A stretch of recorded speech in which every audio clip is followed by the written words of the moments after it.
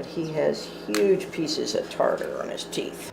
According to an old saying, a dog is a man's best friend. So when you groom him, Mom, or you take him, trim those off.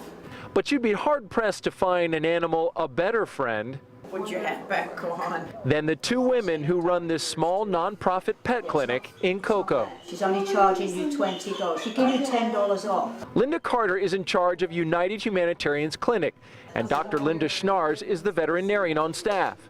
UH began 40 years ago with a mission to curb pet overpopulation with low-cost spay and neutering.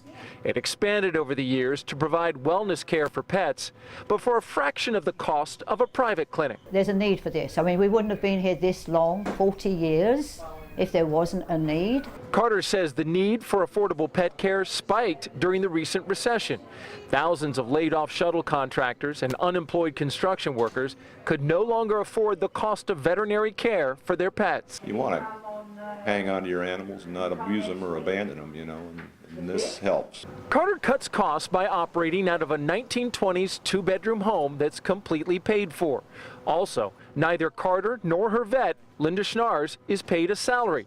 Instead, they use money from fees, small markups on products, and a highly unpredictable revenue stream, a donation jar. We do the best that we can with the resources that we have.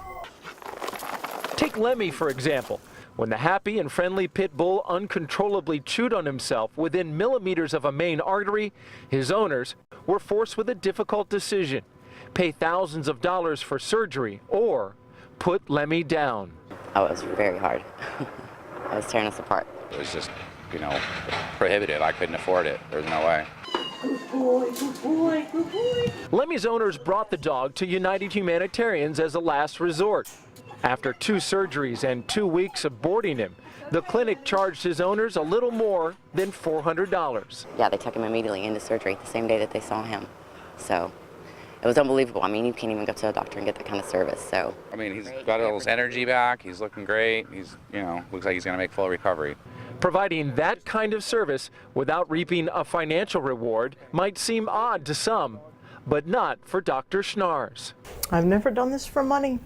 You can see how hard it is for this veterinarian to hold back her emotion when she explains why she is guided by her heart instead of her bank account.